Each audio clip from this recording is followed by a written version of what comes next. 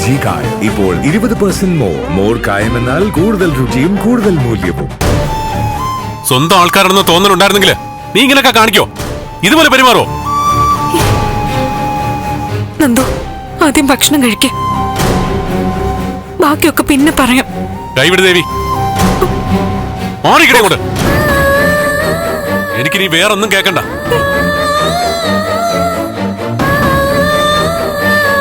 ആദ്യം നീ സത്യം പറ, എനിക്ക് പിന്നെ ഈ നാടകത്തിന്റെ ഒന്നും ആവശ്യമില്ല. നന്ദു, മാറിക്കടേ കൊണ്ട്. നന്ദു പ്ലീസ്, നന്ദു ഞാൻ പറയുന്നൊന്ന് കേക്ക്. മോളെ നന്ദ, ദേവിയേ, മോളെ.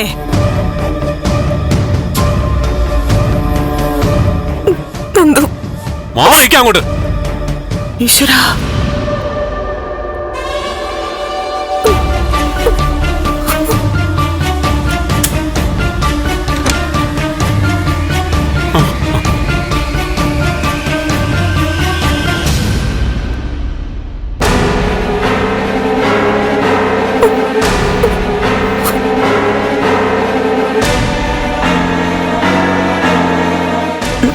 നന്ദ.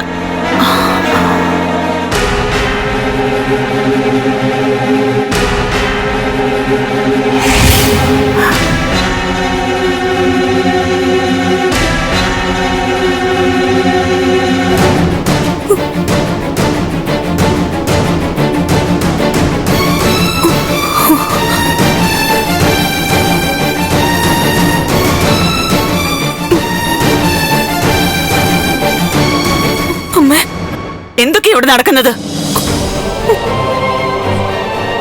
ചോദിച്ചു കേട്ടില്ലേടി?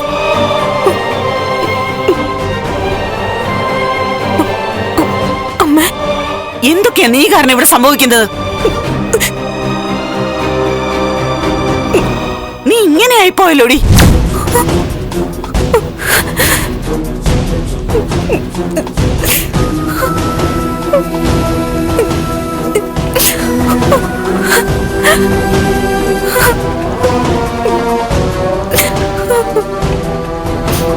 ഇത്രയും കാലത്തിനിടയ്ക്ക് ഇങ്ങനൊരു സംഭവം നിന്റെ ജീവിതത്തിലുണ്ടായോ? ഇത് നീയായിട്ട് തന്നെ വരുത്തി വെച്ചതാണ്. അല്ല ചേച്ചി, ഇത് എന്ത് ഭാവിച്ചിട്ടാ? ശരി, നിങ്ങളുടെ വിവാഹ വാർഷികം ആഘോഷിക്കാൻ ഇവിടെ വന്നവരൊക്കെ വേറെ ജോലി ഇല്ലാത്തോണ്ട് വന്നതെന്നാണോ വിചാരം? എന്താന്നറിയാൻ അവർക്ക് അവകാശമില്ലേ? സിദ്ധാർത്ഥ സാറും പ്രഭയും കുറ്റവാളികളെ പോലെയാ ആളുകളുടെ നടുവിൽ നിന്നത്. നീ ഞങ്ങളോട് പറ, എന്തുകൊണ്ടാ വരാൻ താമസിച്ചെന്ന്? ചേച്ചി ഒന്ന് പറ. ചേച്ചിക്ക് ഒരു ബുദ്ധിമുട്ടും വരാത്ത രീതിയിൽ ഇവിടെ ഞങ്ങൾ സംസാരിക്കാം. ഞാൻ പറഞ്ഞില്ലേ കാര്യങ്ങള്? നീ എന്തു പറഞ്ഞു എന്ന്? എന്തെങ്കിലും പറഞ്ഞതുകൊണ്ടായില്ല. പറയുന്നത് മനുഷ്യന് വിശ്വസിക്കാൻ പറ്റുന്ന ആവണം. നിന്റെ അമ്മയായ എനിക്ക് പോലും നിന്റെ രീതിയിൽ പിടിക്കുന്നില്ല. മറ്റുള്ളവരുടെ കാര്യം അപ്പൊ പറയണോ? എന്താ ചേച്ചി, ഒന്ന് വ്യക്തമായിട്ട് പറ. ചേച്ചി ആരെങ്കിലും ഭീഷണിപ്പെടുത്തോ തടഞ്ഞു വെക്കോ മറ്റോ ചെയ്തോ ആ ത്യാഗരാജന്റെ ആൾക്കാര്? ഇല്ല. ത്യാഗരാജ് കാണിച്ച ബഹളമൊക്കെ കഴിയുമ്പോഴും അടുത്തൊരു നല്ല കാര്യം നടക്കാൻ പോകുന്ന സമാധാനമായിരുന്നു. നീ വന്ന് കയറിയപ്പോ ആ ഒരു സന്തോഷായിരുന്നു. അതെല്ലാം നീ തന്നെ ഇല്ലാതാക്കി. നീ പെട്ടെന്ന് കാര്യം പറയുന്നുണ്ടോ? പറയടി, നിന്നോടല്ലേ ഞാൻ ചോദിക്കുന്നേ. എടി പറയാ. രാധികേ, എന്താ ഇത്? നിന്റെ മോൾ ഇവിടെ വലിച്ചു വെച്ച നാണക്കേടുകൊണ്ടും തീർന്നില്ലേ?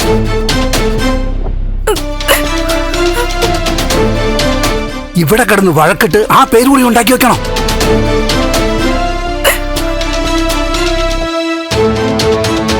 മനുഷ്യന്റെ തൊലി ഉരിഞ്ഞു പോവുക. ഒരുത്തൻ ഞാൻ കേൾക്കാൻ വേണ്ടി പറയാ, ഇങ്ങനെ ജീവിക്കാൻ നിവൃത്തിയില്ലാത്ത കുടുംബത്തിൽ നിന്ന് പെൺകുട്ടികളെ കല്യാണം കഴിച്ചാ ഇതല്ല ഇതിലപ്പുറവും നടക്കുന്നു.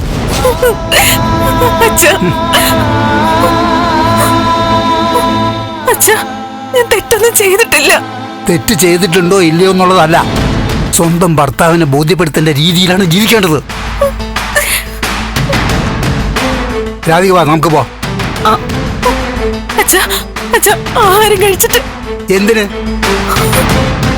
വയറ് നിറച്ചല്ലോ, സന്തോഷായി. വാടി. അമ്മേ വേണ്ട മോളെ, എന്നോടൊന്നും പറയണ്ട. അച്ഛൻ പറഞ്ഞതുപോലെ സ്വന്തം ഭർത്താവിനെ ബോധ്യപ്പെടുത്തിയാ മതി. നിങ്ങളുടെ അച്ഛൻ കള്ളുകൂടിയനും തെമ്മാടിയായിരുന്നിട്ടും അമ്മ ആ മനുഷ്യനെ ജീവിതത്തിൽ ഇന്നേ വരെ വിഷമിപ്പിച്ചിട്ടില്ല. അതുകൊണ്ടാ, എന്റെ വിശ്വാസം സ്നേഹം കൊണ്ടാ ആ മനുഷ്യനെ നിങ്ങൾക്ക് അച്ഛനെന്ന് വിളിക്കാൻ വേണ്ടി ജീവനോടെ ഇരിക്കുന്നത്. ഭർത്താവിനോടൊന്നും മറക്കരുത്. നന്ദൻ നിന്നെ മനസ്സിലാക്കിയ മറ്റാർക്കും ഒരു വിഷമവും വരില്ല. അമ്മേ പിന്നിട്ട ജീവിതത്തിൽ എപ്പോഴും അവനെ നിന്റെ കൂടെ ഉണ്ടായിരുന്നുള്ളൂ, അത് മറക്കരുത്.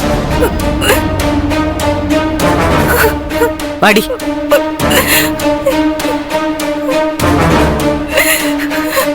ചേച്ചി, ഞങ്ങൾ ഇറങ്ങാം. എടി ചേച്ചിയെ വിഷമിപ്പിക്കാൻ വേണ്ടി ഞങ്ങളാരും ഒന്നും പറഞ്ഞിട്ടില്ല. എന്തെങ്കിലും മനസ്സിൽ ഒളിപ്പിച്ചു വെച്ചിട്ടുണ്ടെങ്കിൽ സ്വയം വേദനിക്കാതെ നന്ദേട്ടനോടെങ്കിലും ഒന്ന് തുറന്നു പറയണം. ഞാൻ വീട്ടിൽ ചെന്നിട്ട് വിളിക്കാം.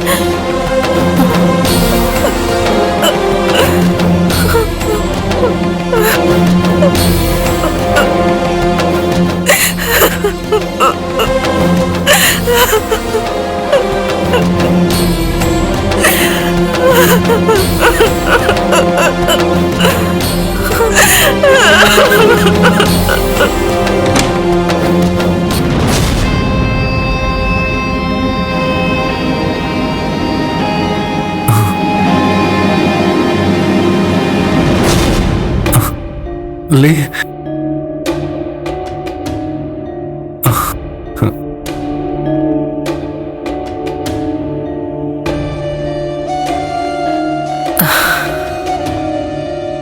ദേവികയെ വിട്ട് ഇവൻ ഒന്നിനെ കുറിച്ചും ചിന്തിക്കുന്നില്ല.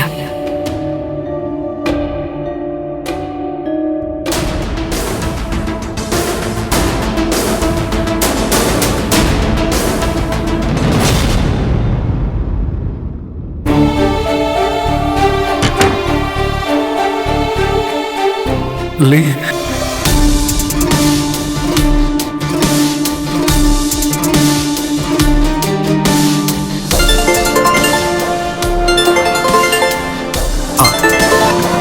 Hello madam. ദേവികയെ സേഫായിട്ട് വീട്ടിലെത്തിച്ചല്ലോ അല്ലേ? വീട്ടിലെത്തിച്ചിട്ടുണ്ട് മാഡം. ഡ്രൈവർ എന്നെ വിളിച്ചിരുന്നു. വീട്ടിലെ അവസ്ഥ എന്താ? വീട്ടുകാർ ദേവികയെ കാണാതെ വിഷമിച്ച് നിൽക്കുമായിരുന്നോ? ഇതിനിടയ്ക്ക് നന്ദൻ എന്നെ വിളിച്ചു, മാഡത്തിന് നമ്പറും ചോദിച്ചു. കൃത്യം ആ സമയത്ത് ദേവി അവിടെ എത്തി. ഋഷി എന്തെടുക്കുന്നു മാഡം? ആ, ഉറങ്ങി. പക്ഷേ അവന്റെ മനസ്സിൽ ദേവികയെ കുറിച്ചുള്ള ചിന്തകൾ മാത്രം ഇപ്പോഴും അവളെ കുറിച്ചാ പറയുന്നത്. ഭക്ഷണവും മരുന്നൊക്കെ കൊടുക്കാൻ ദേവിക വേണം. അങ്ങനെയാണോ? അതെ. അവന്റെ ജീവിതം ദേവികയിലേക്ക് ചുരുങ്ങിന്നാ എനിക്ക് തോന്നുന്നേ. വരട്ടെ. അപ്പൊ ശരി സിപ്പി. ശരി മാഡം.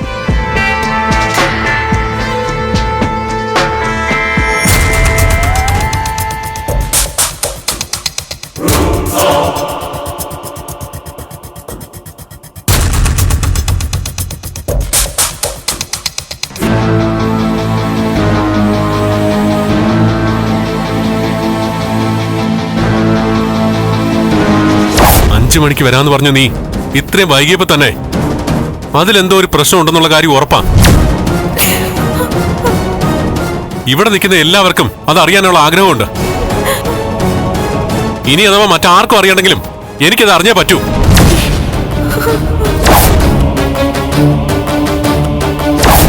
ഇത്രയും സമയത്ത് ഓഫീസ് വർക്ക് എന്ന് പറയുന്നത് തന്നെ ഒരുമാതിരി ആളെ മണ്ടരാക്കല്ലേ. ഇങ്ങനെ ഈ ഫംഗ്ഷൻ കൂടാൻ എന്നെ കൊണ്ട് പറ്റില്ല.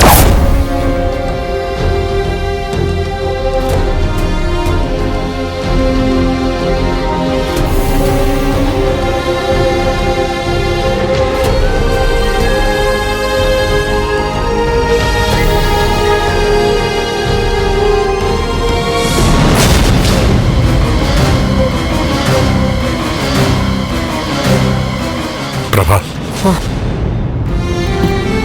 വിഷമമായല്ലേ? എത്ര സന്തോഷത്തോടെയാ ഇന്നത്തെ ദിവസം തുടങ്ങിയത്. ജീവിതത്തിന് ഇത്രയും ഭംഗിയുണ്ടോ എന്ന് സംശയിച്ചു. പക്ഷേ ദാ ഇന്നത്തെ രാത്രി എല്ലാം അവസാനിച്ചു. നമ്മൾ ചന്ദ്രത്തേക്ക് വന്നത് നാട്ടുകാരെ അറിയിക്കാനും നന്ദനും ദേവികയ്ക്കും സന്തോഷം ഉണ്ടാക്കാനും വേണ്ടി ഒരുക്കിയ ചടങ്ങ്. പക്ഷെ കിട്ടിയതോ നേരെ തിരിച്ചു.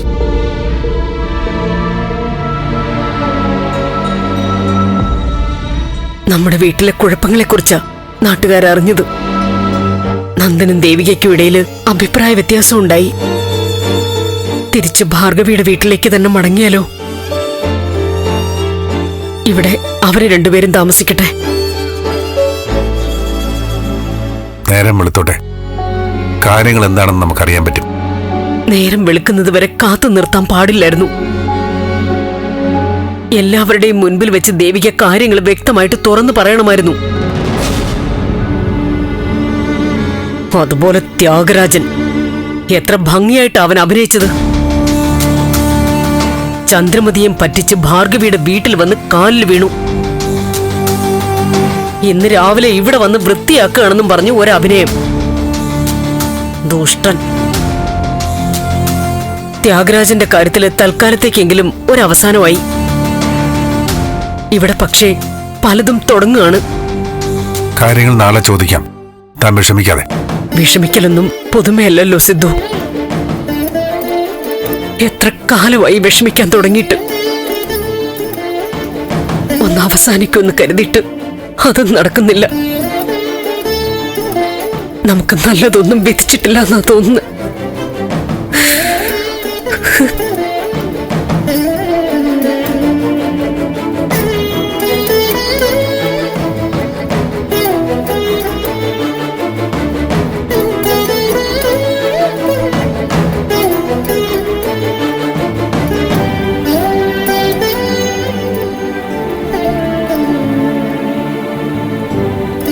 ഇന്നലെ ചേച്ചിയുടെ ഭാഗത്തുനിന്നുണ്ടായത് ചെറിയ തെറ്റല്ല, വളരെ വലിയ കുറ്റാ.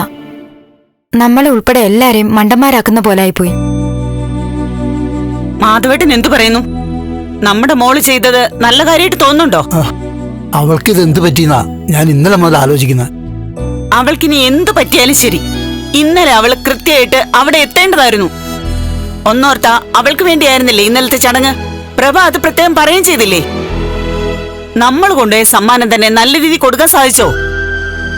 ഒരു ഉത്സവം നടക്കേണ്ടിയിരുന്ന വീടാ അവളത് മരണ വീടാക്കി. നന്ദേട്ടൻ ഇത്രയും ദേഷ്യം വന്ന് ഞാൻ ഇതുവരെയും കണ്ടിട്ടില്ല. ഇത്രയും ദേഷ്യമല്ല, നന്ദന് ദേഷ്യം വന്നിട്ടില്ല. ഇന്നലെ ദേവിയോട് നന്ദൻ ദേഷ്യപ്പെടുന്നതും മുറിയിൽ നിന്ന് ഇറങ്ങി പോകുന്നതൊക്കെ ഞാൻ കണ്ടു. നന്ദനെ കുറ്റം പറയാൻ പറ്റില്ല. നന്ദന്റെ സ്ഥാനത്ത് മറ്റാരെങ്കിലും ആയിരുന്നെങ്കിൽ അവര് പിരിയാൻ ഇതിലും വലിയ കാരണം വേണ്ട. ദേവികയുടെ കയ്യിൽ നിൽക്കാത്ത എന്തോ ഒരു കാര്യം ഇതിന്റെ പിന്നിൽ ഉണ്ടായിട്ടുണ്ട്, അതുറപ്പാ. അത് അച്ഛൻ പറഞ്ഞത് സത്യ. പക്ഷെ എന്താന്ന് ചേച്ചി തുറന്നു പറയണ്ടേ? അതെ, മറ്റുള്ളവർക്ക് മനസ്സിലാവുന്ന കാരണമാണെങ്കിൽ അവരത് അംഗീകരിക്കില്ലേ? ഇതിപ്പോ എത്രയൊക്കെ ചോദിച്ചിട്ടും വാലും തുമ്പില്ലാണ്ടൊക്കെ ഏതാണ്ടൊക്കെ പറയുന്നു. വേറെ ഏതോ ദേവിയെ വന്ന് നിൽക്കുന്നെന്ന് പോലും എനിക്ക് തോന്നിപ്പോയി. അതിന്റെ ഇടയിലെ ആ ത്യാഗരാജന്റെ വക വേറെ തലവേദനകള്. അതിനെ കണ്ടപ്പോഴേ എനിക്ക് ഉറപ്പുണ്ടായിരുന്നു എന്തോ ഒരു കുഴപ്പം കൊണ്ടാണ് വന്നിരിക്കുന്നതെന്ന്. അവൻ ഉദ്ദേശിച്ച കാര്യം നടന്നിരുന്നെങ്കിൽ ചന്ദ്രോത്തും അതുപോലെ നമ്മളും ഒക്കെ ചാരുവായനെ. ഇപ്പൊ തോന്നുക ആ ബോംബ് പൊട്ടി അങ്ങ് തീർന്നാലും സാരയില്ലായിരുന്നു എന്ന്. ഇങ്ങനൊരു അപമാനം സഹിക്കണ്ടായിരുന്നല്ലോ. ഞാൻ എന്തായാലും അവളെ ഒന്ന് കാണാം, എന്താ സംഭവിച്ചെന്ന് അന്വേഷിക്കാം. എന്തായാലും നിസ്സാര കാര്യമായിരിക്കില്ല എന്ന് ഉറപ്പാണ്. പിന്നെ മനഃപൂർവ്വം ചടങ്ങിന്ന് വിട്ടു നിൽക്കാൻ അവിടെ ആരും അവളെ വേദനിപ്പിച്ചിട്ടൊന്നുമില്ലല്ലോ. അതിനൊക്കെ അപ്പുറത്ത് എന്തോ ഒരു കാര്യമുണ്ട്. ആ കാര്യം എന്താന്ന് വാ തുറന്ന് പറയണ്ടേ അവള്? എല്ലാവരുടെയും മുന്നിൽ പറയാൻ ബുദ്ധിമുട്ടുള്ള കാര്യമാണെങ്കിലോ? പറഞ്ഞാൽ ചിലപ്പോൾ ആരും വിശ്വസിക്കില്ല എന്ന് തോന്നിയിട്ടാണെങ്കിലോ? എന്നാ പിന്നെ പറയണ്ട, കെട്ടിപ്പിടിച്ചോണ്ടിരിക്കട്ടെ. അവളുടെ ജീവിതം തന്നെയല്ലേ, അവള് തന്നെ അനുഭവിക്കട്ടെ. എനിക്ക് വയ്യ ഇനി. അങ്ങനെ തള്ളിക്കളയും പോലെ പറയില്ല രാധികെ. അവളോടുള്ള വിരോധം വെച്ചിട്ട് പറയുന്നതാണോ? നെഞ്ചു പൊടിയാ.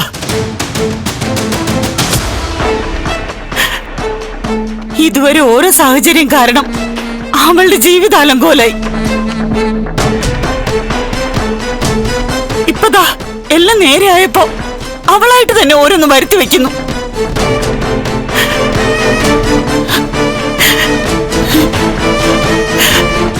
ഈശ്വര, എന്താണ് ഇന്ന് എന്റെ മോൾക്ക് പറ്റിയത്?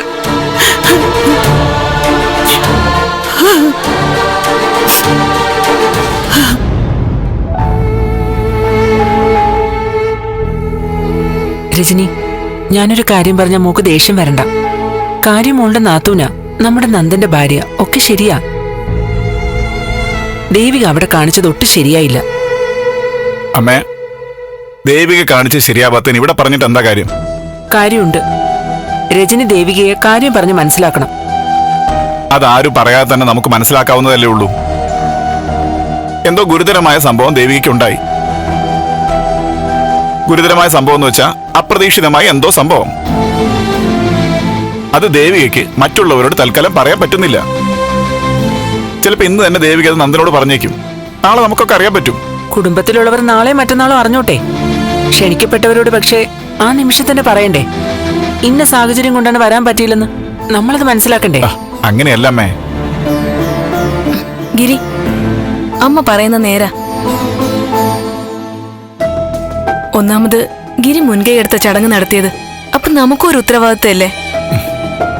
അതിപ്പോ ലക്ഷക്കണക്കിന് പേരൊന്നും ഉണ്ടായിരുന്നില്ലല്ലോ. ഒക്കെ നമുക്കറിയാവുന്നത് തന്നെയല്ലേ. നിന്നോട് തർക്കിക്കാൻ ഞാനില്ല. നിനക്കും കാര്യങ്ങൾ മനസ്സിലായിട്ടുണ്ടാവും. ഞാൻ ഇതുവരെ അങ്ങനെ മറ്റുള്ളവരെ കുറ്റം പറഞ്ഞിട്ടില്ല. പക്ഷെ ഇന്നെന്തോ ദേവികയെ കുറ്റപ്പെടുത്താൻ തന്നെ തോന്നുക. അമ്മേ, എല്ലാവരും ദേവിക എന്തുകൊണ്ട് കാര്യം പറഞ്ഞില്ല എന്നുള്ള ദേഷ്യത്തില ഞാൻ. പക്ഷെ ദേവികയ്ക്ക് എന്താ സംഭവിച്ചെന്നുള്ള ഉത്കണ്ഠയില്ല. അവളൊരു പാവം കുട്ടിയാ. പാവോ പണക്കാരോ എന്നുള്ളതല്ല, ഒരു ഉത്തരവാദിത്തം കാണിക്കണ്ടേ മോനെ? മൊബൈലിൽ ചാർജ് പോയി എന്ന് പറഞ്ഞു. എന്നാൽ ഇത്രയും പേരിൽ ആരെങ്കിലും വിളിക്കാതിരിക്കാൻ പറ്റുമോ? ഓഫീസിൽ ആരും ഇല്ലാന്നിരിക്കട്ടെ, പുറത്തോട്ട് വന്നൊന്ന് വിളിച്ചൂടെ?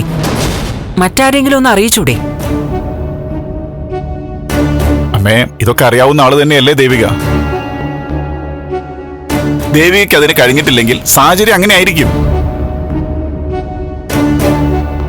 ആരുടെങ്കിലും മൊബൈൽ ഒന്ന് കട്ടായി നോക്കട്ടെ, അപ്പൊ അറിയാം പ്രശ്നങ്ങള്. പുറത്തിരുന്ന് പറയാനൊക്കെ എളുപ്പം അമ്മേ. നമ്മൾ ആ സന്ദർഭത്തിൽ എത്തുമ്പോഴേ ഇതൊക്കെ അറിയാൻ പറ്റൂ. നന്ദനും ദേവിക്കും തമ്മിൽ അഭിപ്രായ വ്യത്യാസം ഉണ്ടാവാതിരുന്നാ മതി. ആകെ ദേഷ്യത്തിൽ നിൽക്കും അവൻ. ദേഷ്യം വരുമല്ലോ ആർക്കായാലും. ഞാനൊന്ന് അങ്ങോട്ട് പോണോ? രജനി, അവരുടെ പ്രശ്നം അവര് തീർത്തോളും. എനിക്ക് ആ ത്യാഗരാജന്റെ വീട്ടിലൊന്ന് പോയാൽ കൊള്ളാമെന്നുണ്ട്.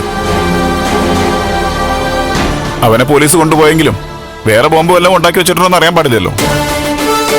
ത്യാഗരാജന്റെ കാര്യത്തിൽ ഒരു ഉത്തരവായല്ലോ, പോലീസ് കൊണ്ടുപോയി. പക്ഷെ ദേവികയുടെ പ്രശ്നം എന്തൊക്കെയാണോ എന്തോ.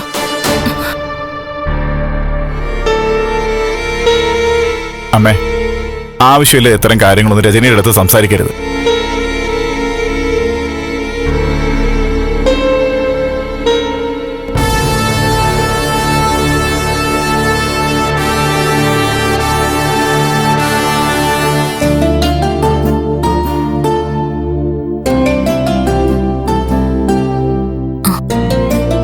നന്ദു റെഡിയായോ? ചായ. നന്ദു, എനിക്ക് വേണ്ട.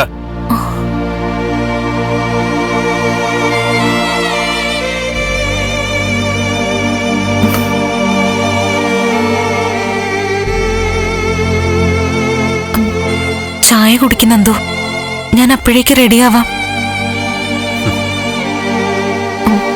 ചായ വേണ്ടെങ്കിൽ കുടിക്കണ്ട, ഞാനിപ്പോ ഇറങ്ങാം. എങ്ങോട്ടാ? എവിടെ പോലെന്ന് റെഡിയാവുന്നേ? ഓഫീസിലേക്ക്. വേണ്ട. അല്ല നന്ദു. നീ ഓഫീസിൽ പോണ്ടെന്ന്. നന്ദു, ഇന്ന് ഓഫീസിൽ പോവാതിരിക്കാൻ പറ്റില്ല. ഇന്നല്ല, ഇന്ന് മുതൽ നീ പോകുന്നില്ല. LG കായം ഇപ്പോൾ 20% മോർ കായം എന്നാൽ കൂടുതൽ രുചിയും കൂടുതൽ മൂല്യവും.